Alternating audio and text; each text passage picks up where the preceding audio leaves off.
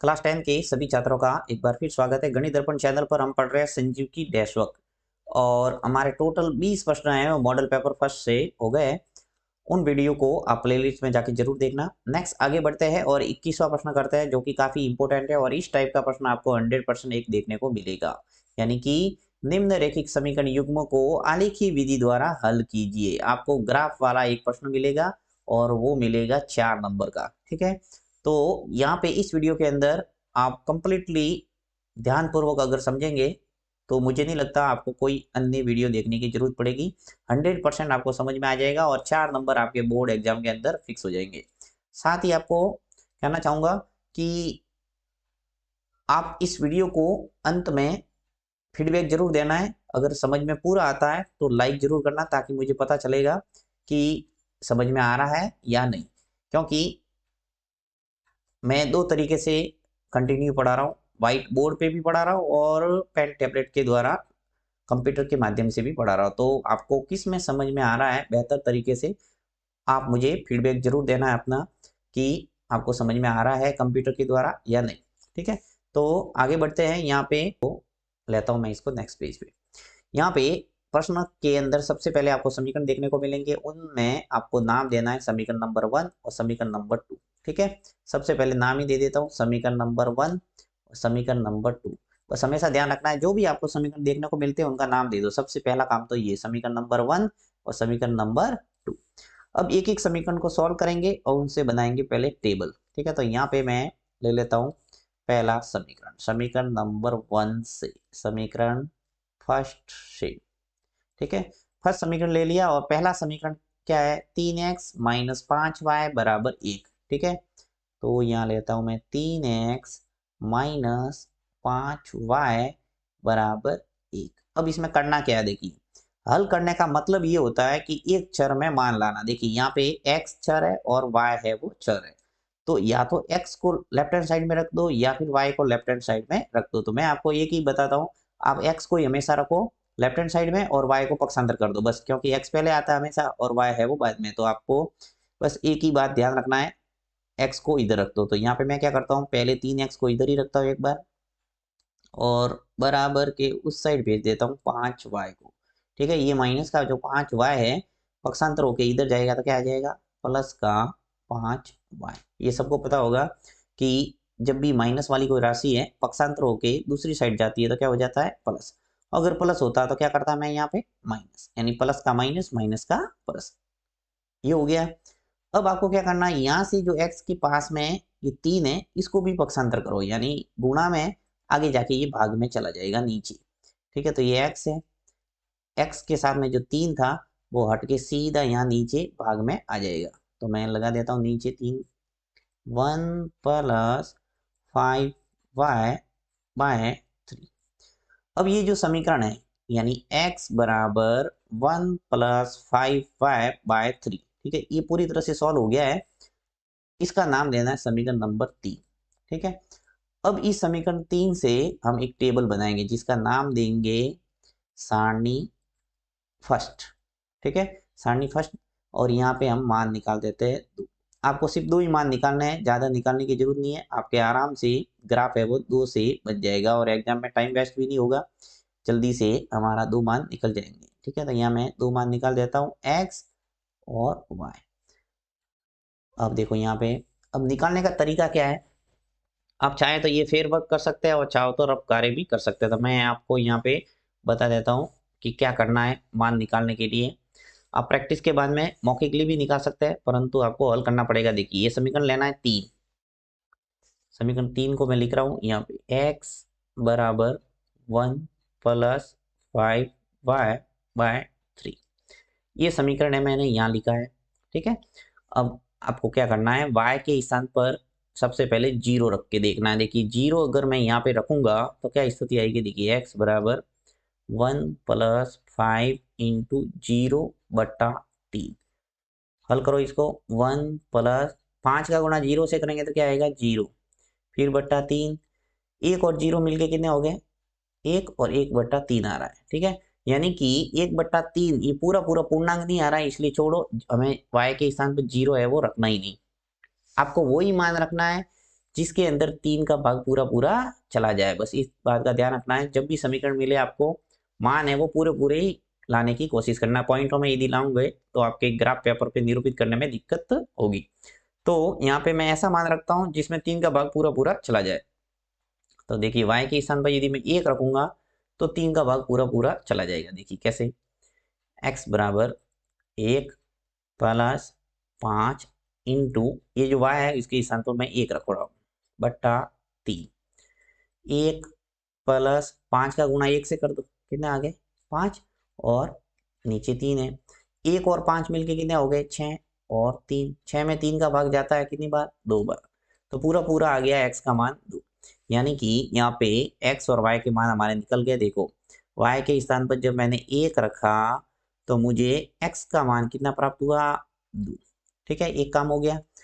अब आप एक मान और रख लो, y के स्थान पर ऐसा मान रखो जिसके अंदर हमारे 3 का भाग पूरा पूरा चला जाए। तो देखिए अगर मैं 2 रखूंगा यहाँ पे तो क्या स्थिति आएगी, 5 इंटू 2 10, 10 और 1 11, 11 के अंदर 3 का भाग जाता नहीं है, छोड़ो इसको। 3 रखो, 5 इंटू 3 कितने हो गए 15, और 15 और 1 कितने हो जाएंगे 16, 16 में भी 3 का भाग नहीं जाता है, इसको भी रहने दो। फिर 4 रख के देखो, देखो y के स्थान पर अगर मैं 4 रखूंगा यहाँ पे तो क्या आएगा 5 इंटू 4 कितने हो गए 20, और 20 और 1 21, 21 में 3 का भाग जाता है कितनी बार 7 बार। यानी कि हमारा काम हो गया, दूसरा मान भी निकल गया। यानी y के स्थान पर मैं 4 रखूंगा तो मुझे x का मान मिल जाएगा 7। ठीक है, यानी इस सारणी को हमने कंप्लीट कर दिया। अब दूसरा समीकरण लेता हूं और उससे हम दूसरी सारणी बनाते हैं। यहाँ पे ले लेता हूं मैं दूसरा समीकरण।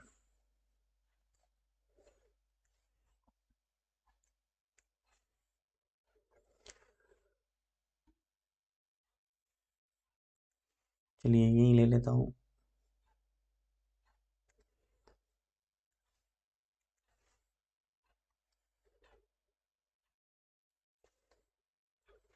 समीकरण 2 क्या है मेरे पास, देखिए यहाँ लिखना है समीकरण 2 से। समीकरण 2 ले लेता हूँ। समीकरण 2 क्या है, 2x माइनस वाई बराबर 3। ओके, अब यहाँ पर भी वही काम करना है। ये जो x है वाली राशि पहले इधर ही रखता हूँ 2x, फिर बराबर 3। ये जो माइनस वाई है ये पूरा माइनस वाई पक्षांतर करके इधर लेके जाओ तो क्या हो जाएगा प्लस का y। ओके, अब x के पास में जो ये 2 है इसको भी आप भाग में लेके चले जाओ, क्योंकि गुणा में इधर जाएगा तो भाग में चला जाएगा। तो यहाँ पे आ जाएगा हमारा x का मान 3 प्लस वाई बट्टा 2। यानी x आ गया सिंगल, इसका मतलब ये हल हो गया। ओके, अब यहाँ पे समीकरण नंबर 4 बना देता हूँ इसको। देखो समीकरण 1 को मैंने हल किया तो मुझे समीकरण 3 प्राप्त हुआ। समीकरण 2 को हल करूंगा, हल किया तो मुझे समीकरण 4 प्राप्त हो गया। अब जो 4 है इससे हम टेबल बनाएंगे वापस, इसका नाम देंगे सारणी सेकंड। सारणी सेकंड, चलो इसका भी हम टेबल बना देते हैं।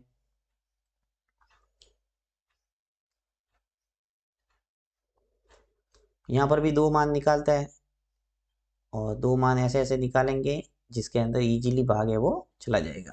तो देखिए यहाँ पे लिख लेता हूँ मैं x और y।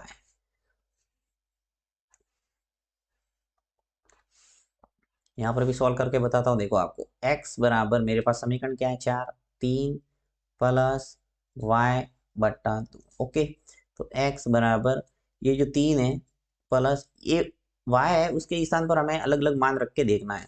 आप दिमाग में फिक्स कर दो, पहले 0 रखो, फिर 1 रखो, फिर 2 रखो, 3 रखो, तब तक हमारा काम हो जाएगा। यानी 2 ही मान निकालने हैं तो आराम से आपके समीकरण ऐसे ही मिलेंगे जिसके अंदर आ जाएगा। वैसे हम माइनस वाले मान भी रख सकते हैं, -1 भी रख सकते हैं, -2 भी रख सकते हैं।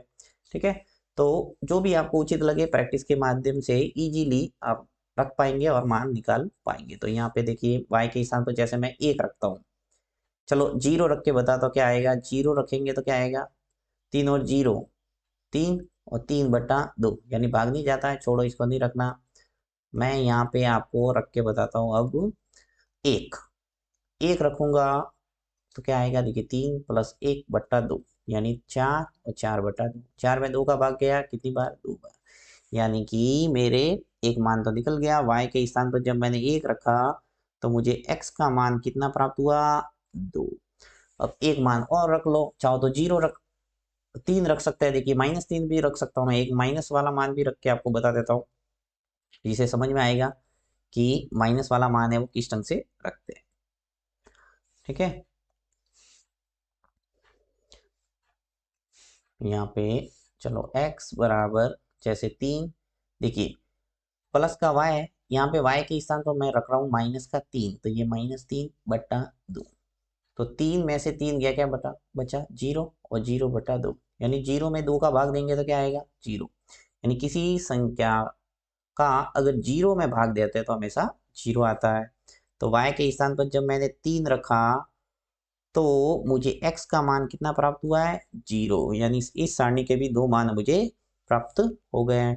अब मैं इसका खींचूंगा ग्राफ, तो यहाँ पे स्पष्ट रूप से पता चल रहा है कि इसका आंसर है वो क्या होगा, क्योंकि 2 मान हमें ऐसे प्राप्त हुए जो समान है। देखिए दोनों टेबल के अंदर आपको ये मान है वो समान मिल रहा है। देखो यहाँ पर भी x का मान 2 है, y का मान 1 है, यहाँ x का मान 2 है, y का मान 1 है।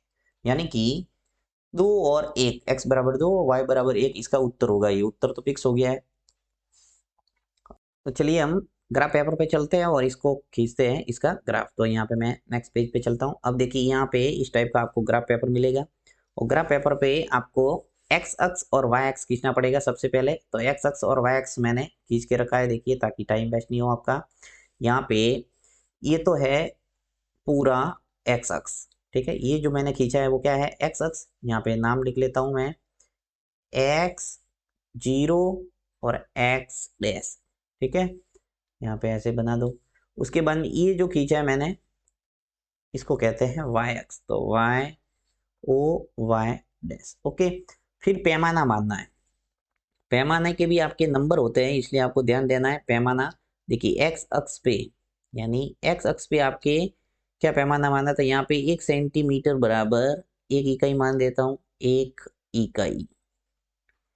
देखिए 1 सेंटीमीटर बराबर 1 इकाई का मतलब क्या हुआ कि एक एक बॉक्स छोड़ के आपको 1 2 3 ऐसे लिखना है। तो सबसे पहला बॉक्स है, यहाँ 1 लिख लो, फिर यहाँ 2, यहाँ 3, यहाँ 4, यहाँ 5, यहाँ 6, यहाँ 7, 8, 9।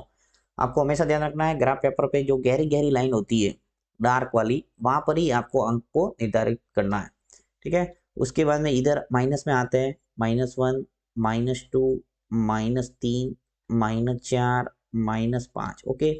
इसी प्रकार अब y अक्ष पे भी निर्धारित कर दो, जैसा हमारे जो सारणी है उसमें मान है उसके अकॉर्डिंग हम पैमाना मानेंगे। तो y अक्ष पर भी 1 सेंटीमीटर बराबर 1 इकाई। तो सबसे पहले 1 आ जाएगा ऊपर, ऊपर प्लस नीचे माइनस होंगे, 3 4, ओके। इसी प्रकार यहाँ -1, -2, -3, -4। अब मैं सारणी के जो मान है वो यहाँ लगा देता हूँ सभी। तो देखिए सारणी का सबसे पहली जो सारणी है उसके अंदर क्या है, x बराबर 2 है और y बराबर 1 है। तो चलते हैं हम, x बराबर 2 और y बराबर 1। देखिए x अक्ष पे 2 है वो ये रहा, और y अक्ष पे 1 है वो ये। यानी ये दोनों क्रॉस कहाँ हो रहे हैं, इस लाइन पे।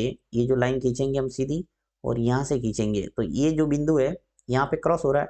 तो यहाँ पे आपको बिंदु को लगाना है, ठीक है। तो यहाँ मैं बिंदु लगा देता हूँ छोटा सा, और इसके ऊपर गोल घेरा बना दूँ, ठीक है। यहाँ पे हम ऐसे भी लिख सकते हैं 2 और 1, यानी बिंदु ये 2 और 1 है। एक्स निर्देशांक पहले लिखना है, वाई निर्देशांक बाद में। नेक्स्ट जो अपने मान है वो है x7 और y का 4। ये मान लगा रहा हूं मैं, x7 और y4। x7 यानी x अक्ष पे ये 7 है और y का 4, यानी ऊपर जाना पड़ेगा सीधा, यहाँ पे आ जाएगा हमारा मान ये। चाहो तो यहाँ लिख लो 7 और 4। अब ये जो बिंदु आए दोनों, ये और ये, इनको मिलाना है। तो हम मिला देते हैं सीधा, बिल्कुल सीधी लाइन खींचना पड़ेगा। तो यहाँ से ये मान,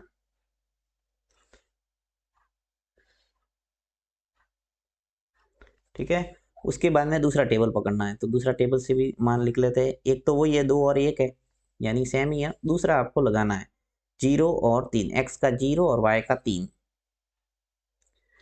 x का 0 है और y का 3, y का 3 कहाँ है, ये रहा देखिए, ये जो बिंदु है यहाँ लगाना है आपको। तो यहाँ हम बिंदु लगा देते हैं 3, ठीक है। ये जो बिंदु है और ये तो सेम ही है एक बिंदु ये, तो इस बिंदु को मिलाना है वापस। यहाँ से हम खींच लेते हैं सीधी लाइन,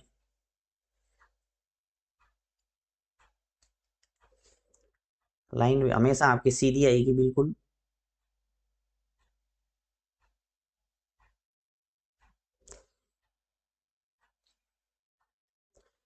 अब देखिए इस ग्राफ से ही हमें स्पष्ट पता चल रहा है कि इसका जो आंसर है वो क्या है। दोनों रेखाएं जहाँ प्रतिच्छेदित होती है वही इसका हल होता है, तो 2 और 1 इसका हो गया आंसर, ठीक है। तो अंत में आपको लिखना है कि इसका जो आंसर है वो क्या है। तो चलिए मैं लिख के बता देता हूँ आपको। यहाँ पे हम लिखेंगे अतः x बराबर 2 और y बराबर 1, इसका उत्तर ऐसे।